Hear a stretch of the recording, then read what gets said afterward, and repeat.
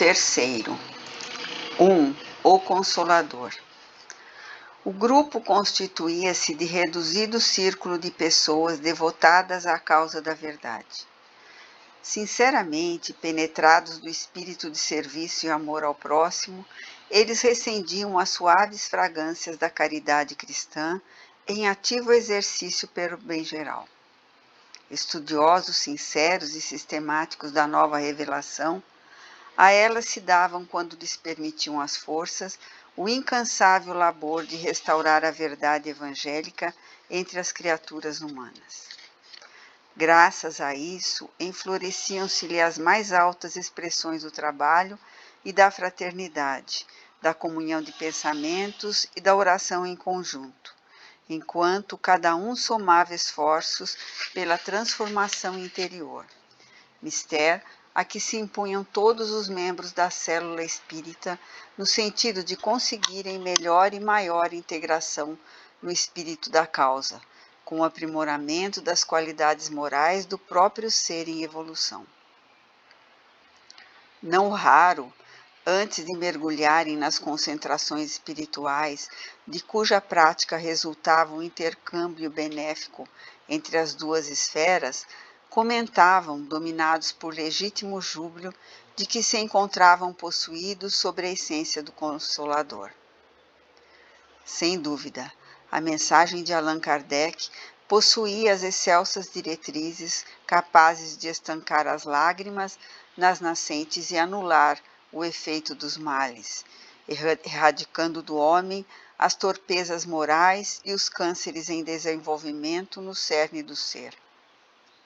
Além disso, tendo o mestre lionês conceituado a caridade como a única diretriz da salvação, sintetizava o complexo compêndio dos conhecimentos humanos um só aforismo, o qual, todavia, expressa em definitivo a aspiração máxima do espírito por ensejar-lhe o entrosamento perfeito entre os lavores da inteligência e a sublimação do sentimento. Vezes sem conta, alongavam-se aqueles estudiosos em considerações valiosas, retemperadas de exórdios à vida, ao amor e à sabedoria divina, a retratar-se nas justezas da lei, especialmente a grande eloquência do karma como única resposta dos males aos males que lapidam a humanidade, fazendo-a avançar. Repassavam, então, o multimilenário conhecimento sobre a reencarnação, desde as complexas civilizações do passado, remontando aos povos primitivos que, nos seus iniciais conhecimentos, nela estruturaram a marcha em direção ao porvir. As culturas da antiguidade oriental, todas informadas do processo incessante da evolução por etapas múltiplas e contínuas, até a liberação final dos débitos que constituem o mau uso das funções e faculdades que a vida outorga. Entreteciam comentários sobre a cultura judia greco-romana, na qual encontravam, das augustas fontes da informação, a revelação ao homem necessitado de paz por meio das linhas do pensamento ético e filosófico, por meio do qual é possível ao homem atingir a elevada posição de espírito puro, pelos processos da razão e do amor na superação das paixões. Não mais as expressões hediondas do pavor, nem as violentas exigências do morticínio, quando se conhece o nome de Deus. A justiça da misericórdia soergue-se do caos e edifica o santuário da fraternidade, unindo todos os homens como verdadeiros irmãos. Nesse capítulo, a intergérrima figura do Cristo de Deus assumia proporções inimagináveis nos estudos, e à medida que se alongavam, espíritos felizes ao lado de todos colaboravam com a inspiração que dimana dos elevados cimos, donde os destinos humanos são conduzidos com sabedoria e perfeição. Fossem quais fossem, porém, as lições lavradas à base do interesse incessante de aprender e aperfeiçoar-se, Jesus a todos arrebatava pela mansitude e energia, pela pureza e vigor, pela renúncia excelsa e austeridade, de que dera os mais substanciais exemplos em toda uma vida dedicada à elevação do mundo e do homem, culminando no supremo sacrifício da autodoação total, em regime de abnegação jamais igualada. Rota e aprisco para os tresmalhados de toda a ordem, que desde então podem fruir a felicidade da integração nos elevados propósitos e objetivos da existência. Ali, naquele singelo santuário, respirava-se o clima do cristianismo primitivo, restaurado pela perfeita comunhão entre homens e espíritos desencarnados, nos contínuos conúbios com as esferas da luz e da vida. Verdadeiro colégio galileu, transladado no tempo e no espaço, na dimensão ilimitada da sua simplicidade, entre as paredes modestas de um exíguo recinto, confraternizavam a terra e o céu em estreito consórcio de espiritualidade. Diferentes não são as células do Consolador a se espalharem hoje pelos diversos rincões do mundo, especialmente no continente sul-americano e particularmente no Brasil, onde os débitos coletivos não geraram os gravames infelizes que lhe imporiam os dolorosos e longos resgates de comunidades inteiras sob o jugo das superiores e necessárias reparações. Onde se acendem as luzes do Espiritismo, espocam as claridades do cristianismo, revivendo as incomparáveis comunidades do caminho, onde o odor do Cristo balsamizava feridas do corpo e do espírito. Homens, mulheres e crianças, tocados pelas belezas da religião dos espíritos, compreendem então a imperiosa necessidade de crescimento e renovação de modo a apressarem a transformação da Terra para planeta de regeneração e amor, onde o momento da guerra não encontre vítimas indefesas, nem as sombras do mal se agasalhem, assenhoreando-se dos países espirituais das criaturas, dispostos a sofrerem, se necessário. Os espetáculos dos antigos circos vivem no centro de picadeiros sem fronteiras, lutando e relutando contra as feras enjauladas nos subterrâneos esconsos das paisagens íntimas, travando já a glória batalha do espírito contra a matéria em lacinantes encontros, nos quais se lhe despedaçam os sonhos ilusórios, que se diluem no clarão benéfico da presença, na imortalidade, sob o sol sublime da crença. Devotados ao eficiente trabalho de ensinar e corrigirem-se, de curar e libertar-se das enfermidades morais, donde procedem todos os males que afligem, vergastam e corrompem, de auxiliar e ajudarem-se na melhora íntima, intransferível quanto inadiável, de predicar a tolerância, o perdão e a solidariedade, impondo-se a vivência dos postulados morais do grande estatuto de que se fazem vanguardeiros. São os cristãos novos, renascidos e multiplicados, galileus, que o Mestre mandara 2 a 2, diante dos quais os espíritos se submetiam, podendo pisar serpentes e escorpiões, sem que nada ou ninguém pudesse fazer algo contra eles. Repontam e renascem, povoam aldeias e invadem as grandes metrópoles. E os espíritos se lhes submetem. Os males não os atingem e as iniquidades não os seduzem, vencendo-os por compreenderem que a verdadeira alegria, fiéis ao espírito de humildade que os deve conduzir sempre e incessantemente, não é o que advém, porque os espíritos se submetem, mas a que oferece regozijo somente quando tiverem os nomes escritos no céu. sendo o novo sal da terra, cuidam de manter o sabor, a fim de contribuírem em definitivo para a implantação do reino e são também a luz do mundo, para que não haja trevas. Caminham entre os homens e são homens a se diferenciar pelo muito amor com que se amam, ovelhas brandas que se veem, não em regime de exceção ante os lobos, mas em convívio para a ferocidade deles dulcificarem, repetindo, Francisco de Assis, face ao lupo de Gúbio, por amor a Jesus. Antecipam, vivendo-a, a era da fraternidade.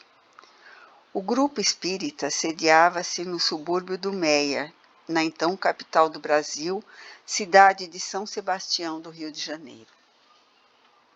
Contrastava com a modéstia da sua aparência a superior lição cristã que ali se vivia. O Brasil naqueles dias encontrava-se em regime de absolutismo do poder. O Estado Novo fora criado muito recentemente, havendo insegurança e ansiedade por toda parte. Conjunturas políticas dolorosas que poderiam explodir em graves convulsões sociais para dano da grande nação foram sufocadas, remanescendo pequenos conciliábulos de caráter nefando sem maior significação. As prisões entulhavam-se e forças espirituais negativas conspiravam contra o país. Ódios e perseguições injustificáveis teimavam por prosseguir o circuito da mesquinhez e das vinganças selvagens. Jesus, porém, velava os seus mensageiros, trabalhavam ativamente, apagando sombras e esparzindo esperanças. Em todas as células cristãs do Espiritismo, a oração conjugada ao otimismo e ao espírito de comunhão fraternal pelo governo e pelo povo sofredor estabeleciam barreiras de luz. E o magnetismo do amor imantavam os depositários dos dons governamentais, de modo a que se pudesse colimar os sublimes deveres de conduzir com segurança e justiça a nacionalidade. Os prepostos do Cordeiro assumiam posição e ajudavam na instauração da ordem e do bem, do progresso e da paz. No último dia de novembro de 1937, os membros fiéis do grupo reuniram-se como habitualmente para o Ministério da Caridade Espiritual em favor dos sofredores da erraticidade inferior. Aberto o Evangelho segundo o Espiritismo, o diretor da sessão leu com voz emocionada. Deus consola os humildes e dá força aos aflitos que lhe a pedem. Seu poder cobre a terra, e por toda a parte, junto de cada lágrima, colocou ele um bálsamo que consola. A abnegação e o devotamento são uma prece contínua e encerram um ensinamento profundo. A sabedoria humana reside nessas duas palavras. Possam todos os espíritos sofredores compreender esta verdade, em vez de clamarem contra suas dores, contra os sofrimentos morais que neste mundo vos cabem em partilha. Tomai, pois, por divisa essas duas palavras, devotamento e abnegação, e sereis fortes, porque elas resumem todos os deveres que a caridade e a humildade vos impõem. O sentimento do dever cumprido vos dará repouso ao espírito e resignação. O coração bate então melhor, a alma se asserena e o corpo se forra aos desfalecimentos. Por isso que o corpo tanto menos forte se sente, quanto mais profundamente golpeado é o espírito. O Espírito da Verdade, Havre, 1863. Terminada a leitura, a emoção orvalhava todos os olhos. Erguendo-se em atitude de respeito e visivelmente transfigurado pela fé e pelo amor, o diretor dos trabalhos proferiu a prece inicial e declarou iniciada a fraternal tarefa socorrista da noite. Em nome de Deus e de Jesus.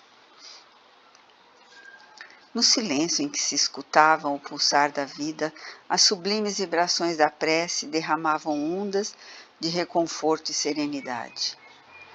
Quando o homem ora contritamente, arrebenta as amarras que o retêm à fragilidade do barro orgânico e ascende aos cimos da vida, donde fluem as providências da misericórdia divina, banhando-se interiormente nos rios infinitos da graça. Impregna-se de esperança e antevê os dias do porvir risonho que o aguarda, após vencida a batalha ingente contra as torpezas que o limitam e jungem a dor. Descobre a antemanha do espírito e considera as mesquinhas concessões da terra, superado com o júbilo os ditames das paixões. Verifica que as dificuldades e os espinhos, as incompreensões que padece, no vero ideal não merecem maiores considerações, nem mais acerbas agonias. Sente a paixão pelo dever e roga aos excelsos embaixadores do reino que lhe concedam a honra de resgatar, suplicando sejam antecipadas muitas das dívidas, de modo a que mais rápido e finalmente sejam elas liberadas, a fim de gozar a perene primavera que vislumbra. Enxerga e compreende o desvalor das coisas realmente insignificantes que o inquietam e espezinham. Bagatelas da caminhada humana que então passa a desconsiderar. Sobrepõe-se então às frivolidades, às dores, os êmbodos, as ambições desvairadas, e somente o ardor pela liberdade aciona-lhe as peças de engrenagem do sentimento e da inteligência para conquistar a glória do bem. Quando o homem, ora verdadeiramente vinculado ao espírito da prece, penetra-se de indescritíveis emoções transcendentes, desenovelando-se dos fios pesados da vestidura física e abandona a carapaça das construções mentais habituais, nas quais experimenta asfixia e angústia, para flutuar nas esferas da luz. Longe de toda sombra e além de todo receio, bendiz as circunstâncias constrangedoras de sofrimento e pena em que se encontra. Agradece o burio lacinante que o macera em forma de ingratidões de pessoas queridas e calúnias em lábios amados. Perdoa o inimigo gratuito que lhe surge à frente, no caminho passando a ver nele um auxiliar da sua regeneração.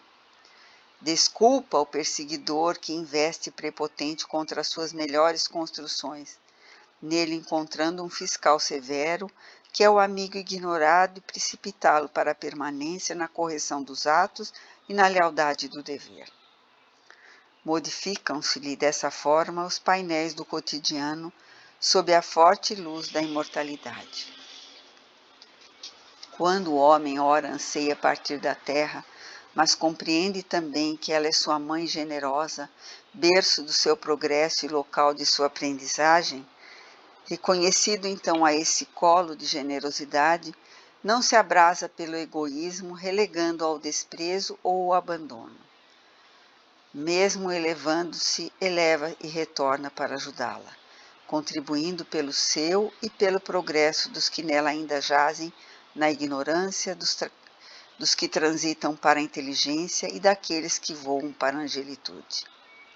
Orando, o homem se integra no espírito da vida e o amor domina-o, fazendo que retorne à esfera das atividades refeito e renovado para entregar-se ao amor. O homem espiritual, santo ou apóstolo do bem, o missionário da compaixão ou a esteta da beleza, o sacerdote da ciência ou o herói da renúncia, o embaixador das artes ou o prócer da indústria, o benemérito da humanidade ou o mestre do pensamento, evadiam-se das refregas constantemente, viandando pelas estradas luminosas da oração em busca das nascentes da inspiração para suportarem as dificuldades e prosseguirem robustos na defesa dos elevados objetivos a que se entregavam em total regime de abnegação e retornavam revigorados e rejuvenescidos, mais integrados no espírito ideal, fazendo-se mais forte quanto aparentemente vencidos e mais arrebatados quando as conspirações pareciam destroçá-los, dando-lhes vigor para o labor em prol da humanidade, a perene paixão de todos eles. Orando, Jesus venceu as dores do mundo e suportou o fardo dos homens. Através da prece, o homem sintoniza com os anjos e ouve-lhe os murmúrios canoros. A sala modesta do grupo estava referta de vibrações luminosas e apaziguadoras. O intercâmbio espiritual logo teria início. Entidades felizes, conduzindo os atormentados do além-túmulo, apresentavam-se no Ministério da Caridade. Os médiuns, em profunda concentração, por meio da qual buscavam a sintonia indispensável, registravam as expressões iniciais da psicofonia.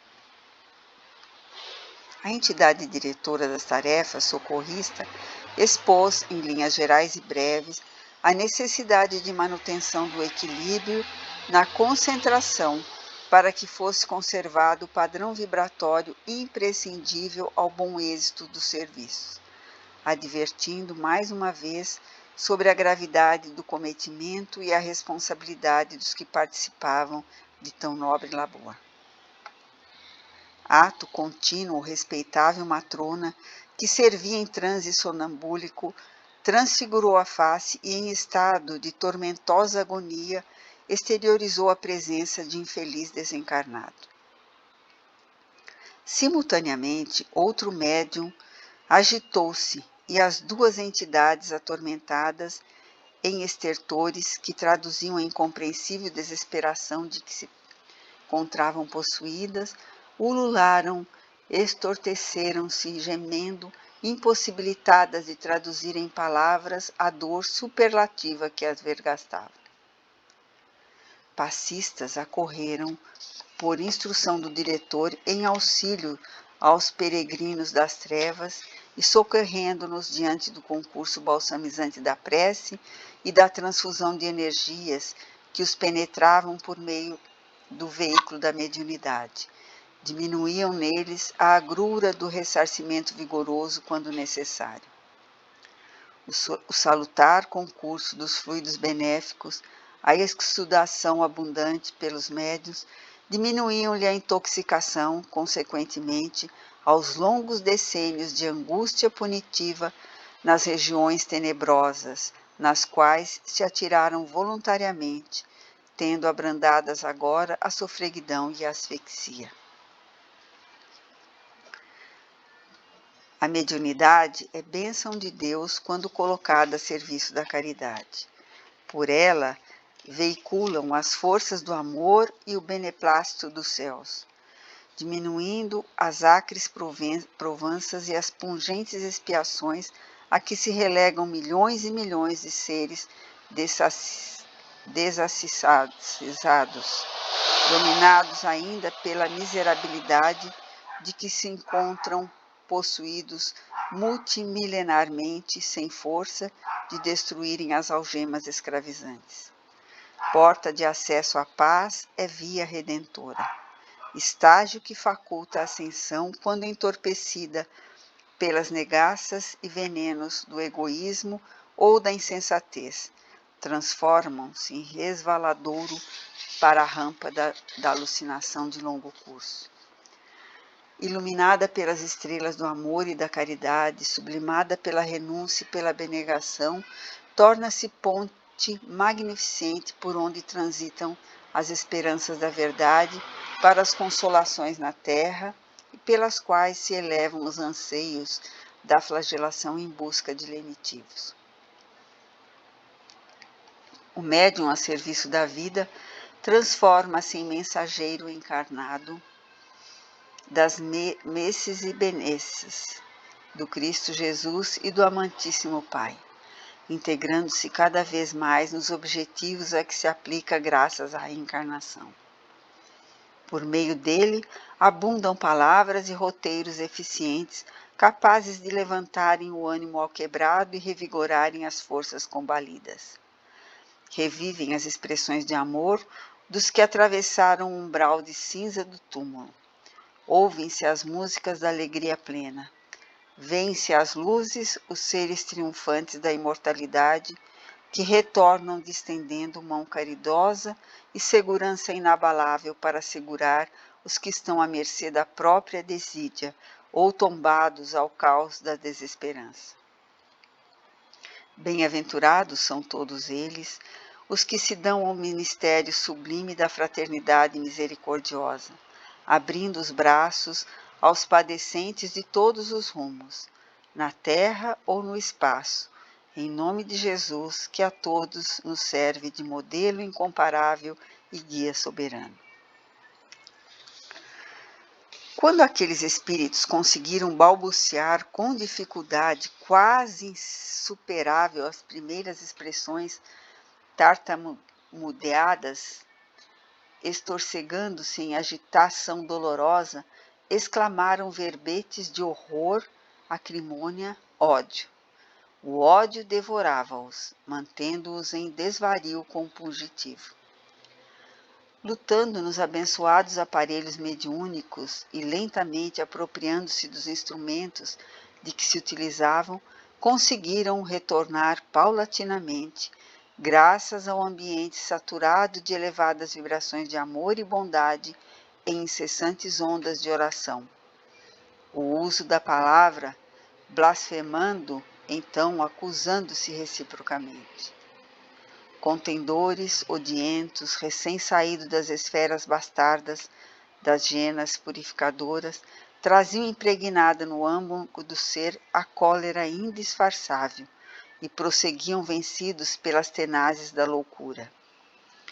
Sem atinarem com as circunstâncias novas de tempo e local, perdidos no abismo de si mesmos em região onde rangem os dentes e nenhuma luz penetra, recordavam apenas as razões da desgraça que os desgovernava. Choram, gritam, altercam, ofendem-se e suas vozes são dores cruéis na própria dor. Amados irmãos, parai e meditai, enuncia compungido o encarregado da palavra da vida. Verdadeiro anjo de luz, veneranda entidade, aproximou-se do expositor e transmitiu-lhe pelos fios invisíveis do pensamento quanto devia e podia ser dito aos desventurados filhos da ilusão. Repentinamente, fazendo-se luminoso também, aureolado de rutilante claridade, o diretor das tarefas atendeu aos antagonismos em duelo da mente e da palavra, que não chegavam às vias de fato por estarem limitados no organismo mediúnico. A bem-aventurada tratava-se da antiga duquesa Dona Ângela de Bitche, que rogara aos nobres condutores do pensamento humano e conseguira a permissão para recambiar das baixas regiões do planeta terrestre, onde se rebolcavam na desdita os membros da antiga tragédia de Siena, a fim de conseguir-lhes novo recomeço em esfera de redenção pelos métodos santificantes da expiação libertadora. No seu afã de servir, para conseguir a ventura de receber de volta nos braços os amores que se transviaram nos séculos passados, não recusara nos tempos idos renascer na longínqua herdade. Como não se considerava triunfante na luta, enquanto eles se entregavam ao dissabor da vindita infeliz, que parecia não ter mais termo, reiniciava os abençoados esforços. Orara e hipotecara seus bens espirituais, sua felicidade, suplicando segui-los na terra, em espírito, conseguindo, mercê de tão nobre mérito, o mergulho dos acompliciados na infelicidade em novo corpo carnal, sob conjuntura aflitiva única, porém capaz de redimi-los e salvá-los, estancando a onda crescente que os estiolava no seu bojo e os reduzia à mísera condição de párias, em nefando processo de degeneração nos fulcros do perispírito, graças à rebeldia e à afronta às leis soberanas da criação. A delicada missão da noite fora por ela pessoalmente comandada, mediante o carinho dos instrutores daquele grupo, de modo a que múltiplas providências fossem cuidadosamente concretizadas a benefício dos resultados que se esperava surcolimar. Trouxera também Lúcia, que tivera importante papel no homicídio múltiplo do passado, já que Assunta e Carlo haviam voltado ao corpo físico na mesma programação há alguns anos. Naquele recinto iluminado pelo amor do divino Cordeiro de Deus, em cuja pobreza recendiam os perfumes da esperança e em cujos alicerces se levantavam alguns dos pilotes do templo da fraternidade universal do futuro, iniciava-se o elevado ministério. Com quanto semblante de bem-aventurada, sabia-se que ela sofria, refreando as emoções que a visitavam naquele momento, acalentando desde decênios a fio entre o trabalho pela redenção de muitos e a prece intercessora contínua. Fiel e confiante no tempo e na misericórdia divina, não desacorçoara, visitando-os, embora invisível a eles, nas sombras temerosas a que se arrojaram. Nesses momentos, a sua presença refreava-lhe a tormenta devastadora, amenizando a aspereza da lapidação que lhes fazia indispensável para a elevação dos espíritos soberbos e ingratos.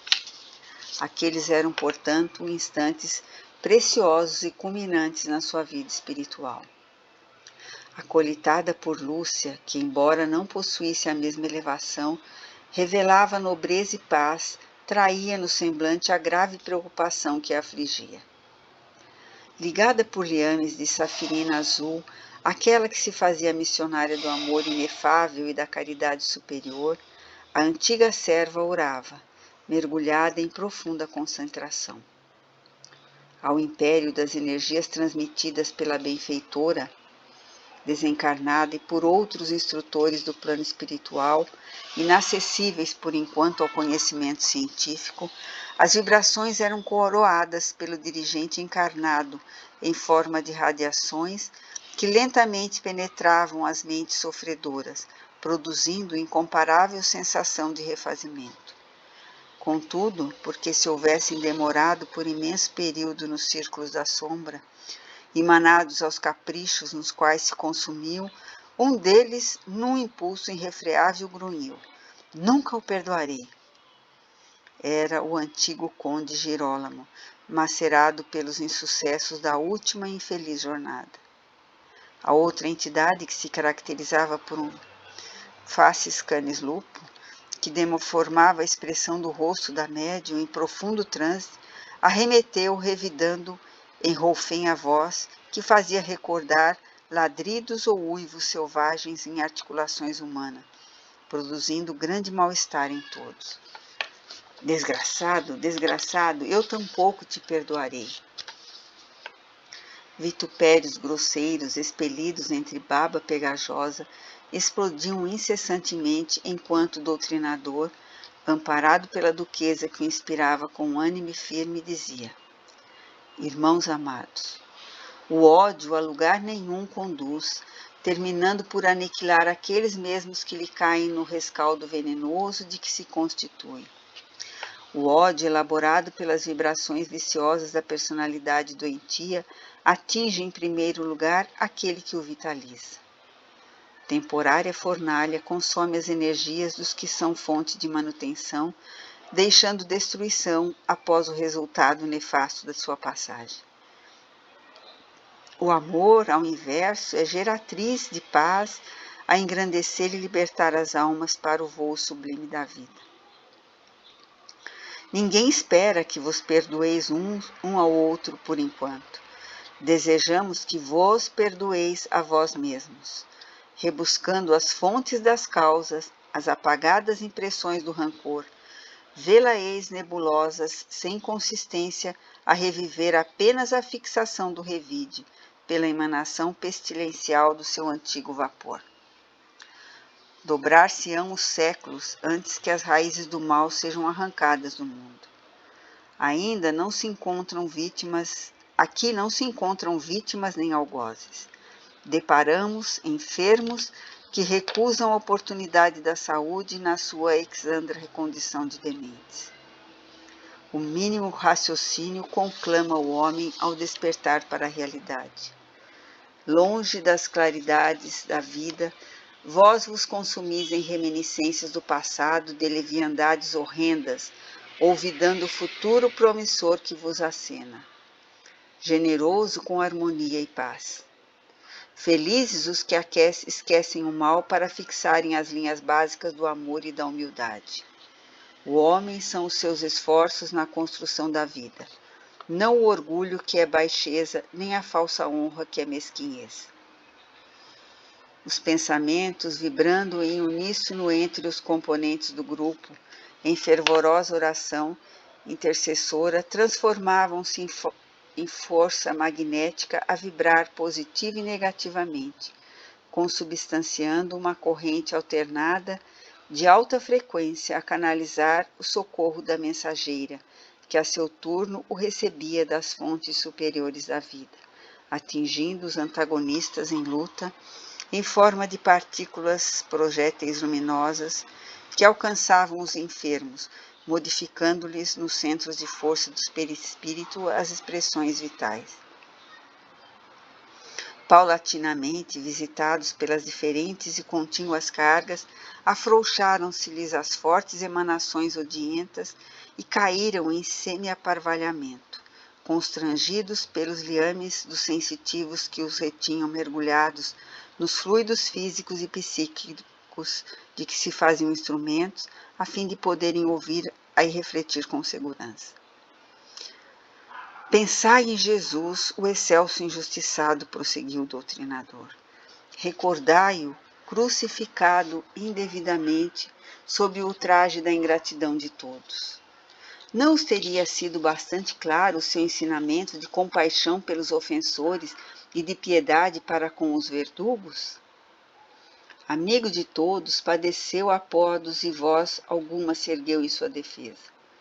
Todavia, retornou ao seio dos companheiros ingratos, perdoando-os e ajudando-os no crescimento espiritual.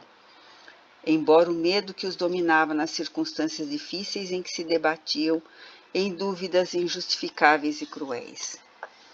Ei-lo novamente a conviver com os mesmos torvos corações que o abandonaram no instante azado do testemunho, levantando neles o ânimo combalido e ensinando a rota libertadora. Jesus não é um símbolo, é a vida em alta expressão de realidade, falando a todos os seres do mundo incessantemente. Sua lição inesquecível representa incentivo urgente que não podemos deixar de aplicar em nosso dia a dia redentor. Após uma pausa e emocionado, continuou.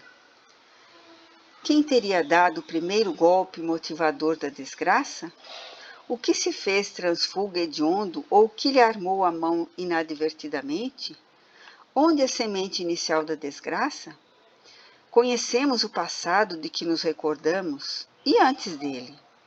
Não será então melhor esquecer desculpar, desde que todos somos a soma dos próprios atos? Na contabilidade das experiências acumuladas desde priscas eras que não obrigamos tão cedo conhecer? Recordai Jesus, irmãos, aflitos e necessitados. A sua doutrina, hoje como ontem, é de consolação para os que se entregaram às vascas da desesperação e perderam o rumo da verdade e da vida. Utilizai-vos pela sua misericórdia, por meio de quem muito vos ama, as roupagens de criatura da terra, para que as vossas vozes nos alcancem os ouvidos e as nossas palavras vos cheguem ao entendimento, despertando-vos. Já não estais no catre horrendo da província em que vos tendes demorado. Raia nova aurora, começa dia novo de farta luz, fulguram bênçãos em vossa direção. Jesus vos chama. Abandonai a treva, trocando-a pela claridade sublime de que vos deslumbrará logo mais. Não receeis, ninguém vos julgará.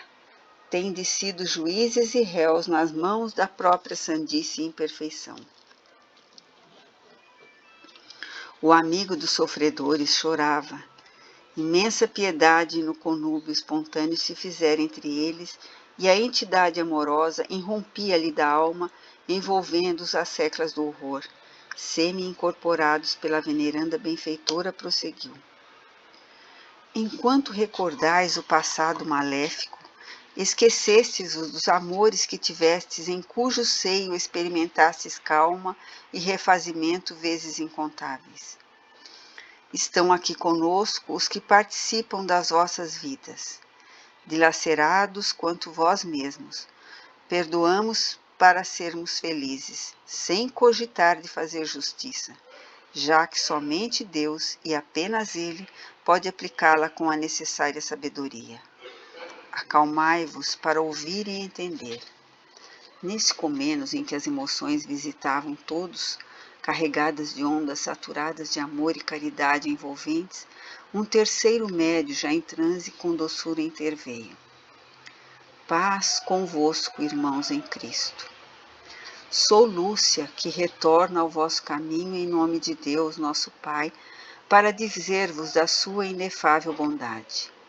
A nossa benfeitora Ângela, que aqui conosco, conclama-me no sentido de interferir em vossa dor, pelo muito amor em que tem por todos nós, os mais necessitados de conforto e ajuda.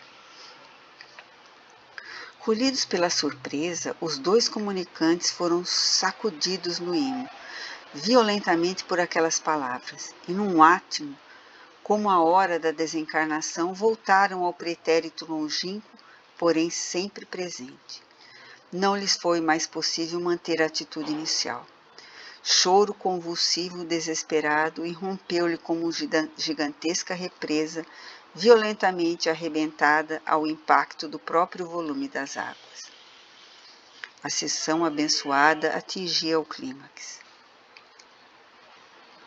Chorai, sim, pois o pranto do arrependimento é como chuva generosa a cair sobre jardim sedento. Controlai, porém, as próprias lágrimas, para que não façam enxurrada destruidora, que deixa após a passagem lamaçal e destroços. O Cristo também chorou, não poucas vezes, sem deixar, no entanto, que o desespero lhe transformasse as lágrimas em caudal esfalecedor. Levantai, portanto, o ânimo. Sou a hora em que estas dores cessarão para recomeçardes o aprendizado na terra, que a nossa volúpia infamante tanto ultrajou. Pela importância elevada do momento, a comunicante fez uma pausa expressiva de alta significação. Voltaremos à terra gentil e acolhedora para recomeçar. Todo recomeço é difícil, especialmente para nós que teremos de refazer corretamente tudo quanto desfizemos pelas precipitações e inadvertência. Tivestes a concessão superior da provação redentora, que rejeitastes pelo conciliábulo mantido em nome do ódio. Perdeste ainda pela rebeldia longa os ensejos do refazimento suave por meio das leis generosas. Agora, tudo será diferente. O Senhor disse, basta. Repetireis a façanha do entendimento fraternal pelo impositivo da expiação libertadora. Colhereis os calhaus deixados pela via que agora percorrereis, e mesmo que desejeis desperdiçar o ensejo, não vos será possível. As construções do ódio vitalizando longamente os atos perpetrados contra as leis da vida, plasmaram para os vossos futuros corpos as limitações que vos criarão interdependências, de modo a que um se realize e sobreviva por meio do outro. Por enquanto, é tudo o que vos posso informar. Ante a revelação gradual que externava sobre os destinos futuros, Lúcia silenciou por alguns instantes, continuando de forma inovidável. Também eu retornarei ao proscênio das nossas inabordáveis aflições. Ofereci-me para receber-vos a ambos nos braços, nas condições de filhos diletos da minha alma, para que assim, atritando-nos e recolhendo-nos no amor, alcancemos a vitória final sobre nós mesmos, sobre as nossas paixões avassaladoras, nossos primitivismos instintos que perduraram. Daqui sereis recambiados para outro reduto de amor, onde aprendereis a lição da amizade, esquecida por vós, exercitando o entendimento e a compreensão, adaptando-os às futuras formas, em cuja engrenagem aprimorareis os sentimentos e meditareis em torno da real justiça, que é aquela que promana da divindade e de que arbitrariamente vos utilizaste somente para infringi-la, afligindo-nos a todos nós. Adestrada desde algum tempo para o mergulho no corpo, logo seguirei. Acima de nós, como anjo tutelar das nossas vidas, a Senhora que todos amamos continuará do lado de cá, seguindo-nos de modo a impedir futuros insucessos, empenhado todos os seus tesouros de amor até o dia em que nos possamos reunir numa grande e ditosa família depois da redenção.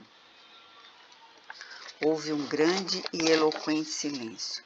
O choro convulsivo estancou e a veneranda entidade, ajudada pelos mensageiros da luz, recolheu os adversários de si mesmo e os encaminhou para uma das muitas casas transitórias do Pai.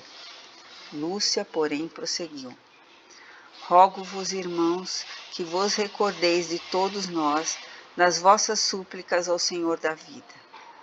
Quiçá nos encontraremos pelos caminhos do mundo no amanhã. Incluí-me em vossas orações, de que muito necessito para a empresa que logo mais recomeçarei. Deus os pague a caridade com que nos recebeste, a nós, os desrespeitadores da vontade do Pai, que reconhecemos ser. A emoção prosseguia, visitando e lenindo os corações do grupo de trabalhadores do Consolador. A hora avança e o tempo urgia. Ouvida a mensagem final, que transmitia a palavra de conforto e refazimento para todos, foi encerrado o labor cristianíssimo da noite.